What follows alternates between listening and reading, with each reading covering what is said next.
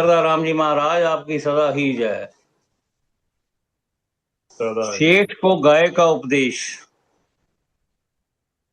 पशु मिलही चंगियाइयां, खड खावे अमृत दे। नाम भी होने आदमी, दृढ़ जीवन कर्म करे। गुरबाणी चाहिए। अर्थ, विधाता द्वारा रचित इस सृष्टि में सबसे श्रेष्ठ पद तो मनुष्य को ही प्रदान किया गया है, परंतु मानव यदि अपने उद्देश्य से विमुख है तो उसकी अपेक्षा जो पशु अर्थात गाय भैंस आदि घास भूसी के पदार्थ खाकर भी बदले में अमृत तुल्य पदार्थ दूध मनुष्य मात्र को देते हैं, तथा जो मनुष्य 36 प्रकार के व्यंजन खाकर मालिक की बंदगी व भजन नहीं करता, अपितु मायासक्त ही बना रहता है, तो ऐसा मानव संसार में पशुओं से भी गया बीता है। उसका जन्म धिक्कारने योग्य है, जैसे ऊपर गुरबाणी में वर्णन है। इसी विषय पर एक कथा दी जा रही है जो इस प्रकार है। एक बार एक वृतांत है कि कोई एक धनी मानी पुरुष अपने प्रांगण में पलंग पर बैठा हुआ था। पास में ही गौ माता खूंटी से बंधी खड़ी थी। धनी के भोजन के लिए आदेश देने पर नौकर ने मालिक के हाथ धुलवाए तथा अनेक प्रकार के भोजन थाल में लगाकर आगे मेज पर रख दिए।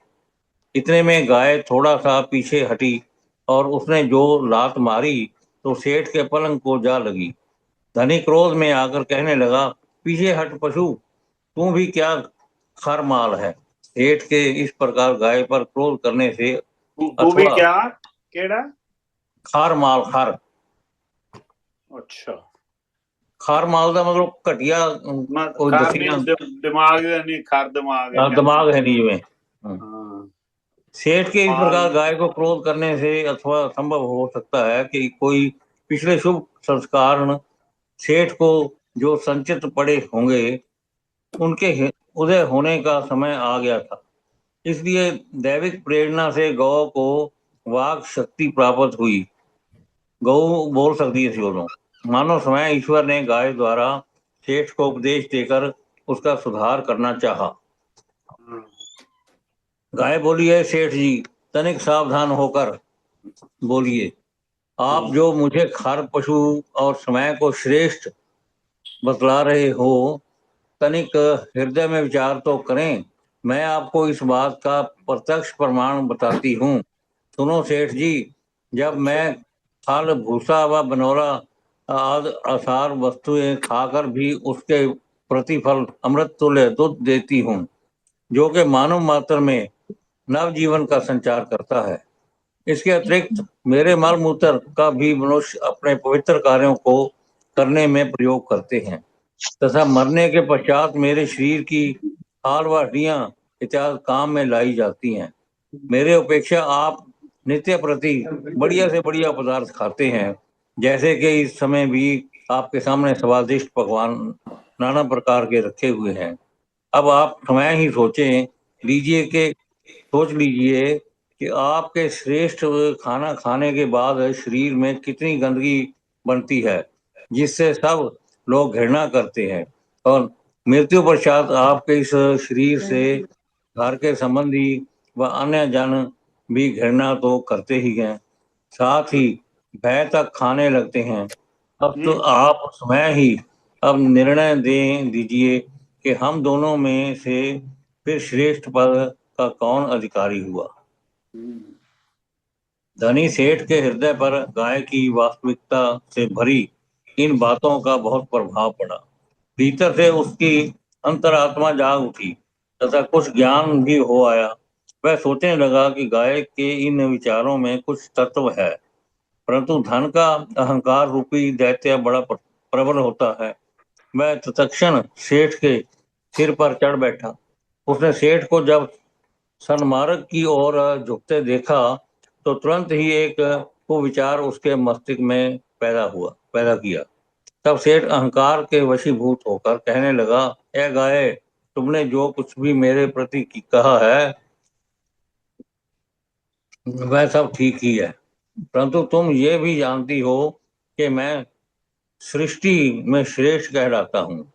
मेरी श्रेष्ठता का कारण ये है कि भगवान ने मुझे वह उत्तम बुद्धि प्रदान की है जो कि सृष्टि के शेष जीवों में नहीं पाई जाती।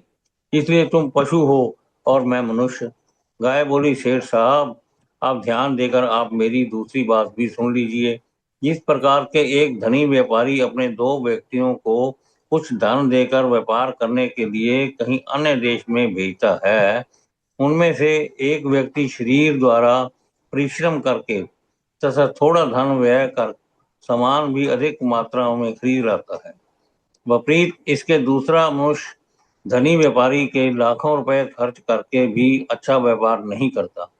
वह अपने समय बाद धनी पुरुष के धन को व्यर्थ में गवा देता है।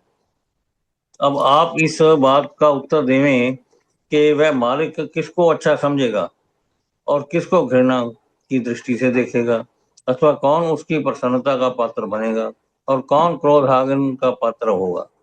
सेठ जी ये ज्ञान भरा उपदेश सुनकर पूर्वत मौन साधे बैठे रहे, क्योंकि वह अभी भी दूसरे व्यक्ति की भांति लाखों रुपए अर्थात शिवाश रूपी रतन खर्च कर 84 की कैद में जाने का सामान इकट्ठा कर रहे थे।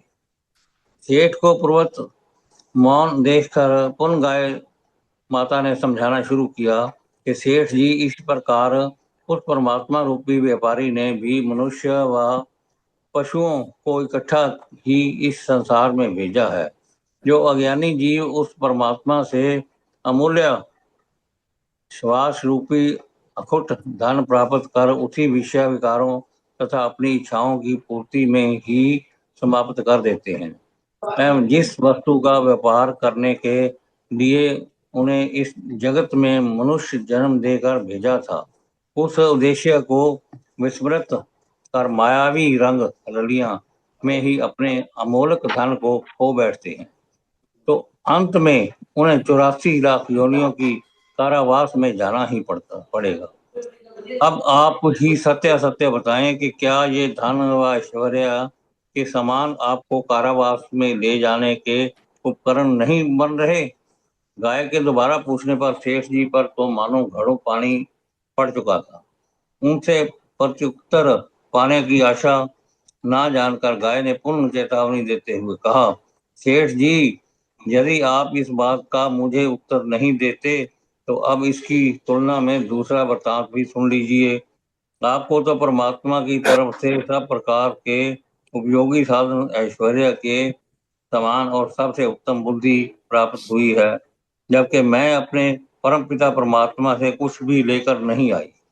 अब मैं तो विधाता की ओर से भेजे गए हुए मनुष्यों की सेवा करती हूँ तथा अपने बछड़ों से दूध बचाकर अपने मालिक के नाम पर जन साधारण को वह अमृत दूध पान कराती हूँ। अब आप स्वयं ही विचार करें कि आप इन श्वासों रूपी अनमोल धन का व्यय कर एवं उत्तम बुद्धि प्राप्त करके क्या लाभ उठा रहे हो। ऐसे यथार्थ वचनों को सुनकर सेठ जी और भी लज्जित हो गए। गाय ने पुनः उपदेश देते हुए उन्हें किसी महात्मा जी के निम्नलिखित वचन सुनाए।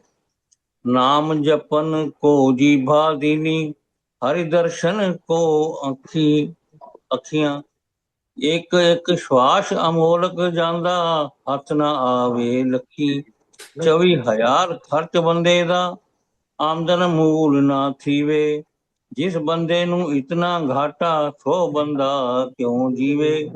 24,000 श्वास इना घाटा है उन्होंने। इसलिए शेख साहब जी, अब सावधान हो जाओ और विधाता द्वारा दिए जाने वाले दंड को भी भोगने के लिए उद्यत रहो। आप अब इस बुद्धि व धन का अभिमान मत करो, क्योंकि आपने संसार में आकर प्रभु भक्ति ना कर आत्मज्ञान प्राप्त नहीं किया। अब अपने मन के मत अनुसार इस शरीर को इच्छाओं की पूर्ति करने में ही संलग्न रहे। अतएव अब तो आपको ईश्वर के दरबार में प्रताड़ना सहन करनी ही होगी। दैव योग से सेठ जी के संचित पूर्व शुभ संस्कार जागृत हो उठे थे। ये उपदेश सुनकर सेठ जी जोर जोर से करुणा कंदन करने एवं मन ही मन स्वयं को धिक्कारने लगे। नौकर से कहा कि भोजन का थाल आगे से उठा लो। इतना कहकर स्वयं को कोसने लगे, ऐ मूर्ख मन व शरीर, मैंने तुझे दूध मक्खन व मलाई आदि खिला खिला कर पाला पोसा, परंतु तूने मेरा कोई अभीष्ट कार्य सिद्ध ना किया। इस प्रकार कोई व्यक्ति तंदूर को आग से प्रज्वलित तो कर दे, लेकिन उसमें रोटियां ना बनाए, तो उसके समान मूर्ख कौन होगा। इसी प्रकार मैंने भी सब कुछ साधन प्राप्त होते हुए भी मन के चुगल में फंसकर मालिक की बंदगी ना की और व्यर्थ ही समय गंवा दिया। इस प्रकार स्वयं को वह काफी देर तक कचोटता रहा। गाय की सार तत्व बातें श्रवण कर उसके मन में संसार से उपरामता उपरामता हो गई आई। पश्चात उसको ये विचार आया कि जब तक मैं संत सतगुरु की जो के पूर्ण ब्रह्मवेता हों शरण नहीं अपनाता, तब तक मेरा मनोरथ सिद्ध ना होगा। अगले दिन वह संत सत्पुरुषों की खोज करने निकला। वहां से कुछ दूरी पर प्रसिद्ध व पूर्ण महापुरुष एक महात्मा जी रहते थे। उनकी शरणागत प्राप्त कर एवं उनसे विधिवत सच्चे नाम की दीक्षा लेकर तथा भक्ति का श्रेष्ठ मार्ग अपनाकर अपने जीवन को श्रेष्ठ बनाने में वह प्राणपण से जुट गया। इस दृष्टांत का तात्पर्य ये है कि निंद्रा भोजन भोग भय ये पशु पुर समान, नर न ज्ञान निज अधिकता, ज्ञान बिना पशु जान, ज्ञान तो बिना पशु जान। अर्थात निंद्रा भोजन भोग व भय ये चारों बातें मनुष्य व पशु वर्ग में समान रूप से पाई जाती हैं। निद्रा भय अर्थात निंद्रा भोजन भोग व भय, निद्रा भोजन भोग ये चारों बातें मनुष्य व पशु वर्ग में समान रूप से पाई जाती हैं। मनुष्य की श्रेष्ठता एवं मनुष्यता इसी में से है कि उसे सत्य असत्य का ज्ञान हो, क्योंकि मनुष्य को ईश्वर ने बुद्धि रत्न श्रेष्ठ धन प्रदान किया है। इस विलक्षण बुद्धि से केवल उदर पूर्ति करना एवं संसार के विषय विकारों व इंद्रियों की इच्छा पूर्ति से ही लगा देना, ये बुद्धि का नितांत रूप से दुरुपयोग ही करना है। मनुष्य की श्रेष्ठता व विशेषता तब है जबकि उसके सब कार्य श्रेष्ठ हों। ये श्रेष्ठ कार्य ये हैं कि अपनी आत्मा को परमात्मा से मिलाना तथा अपनी सुरत को काम क्रोध लोभ मोह अहंकार से स्वतंत्र कराकर शब्द में लगाना एवं अपने अमूल्य समय को मालिक के भजन सुमरन में लगाना, ये सब कार्य मनुष्य योनि में ही हो सकते हैं। तभी तो भगवान श्री कृष्ण जी ने गीता में मनुष्य को कर्म योगी कहा है कि मनुष्य जो भी कर्म करना चाहे कर सकता है, परंतु इस मार्ग में रूहानी पथ प्रदर्शक पूर्ण संत सदगुरु की प्राप्ति करना परम आवश्यक है। उनकी कृपा से ही मनुष्य इस मार्ग में सफलता प्राप्त कर सकता है। ओम बापू शारदा राम जी महाराज आपकी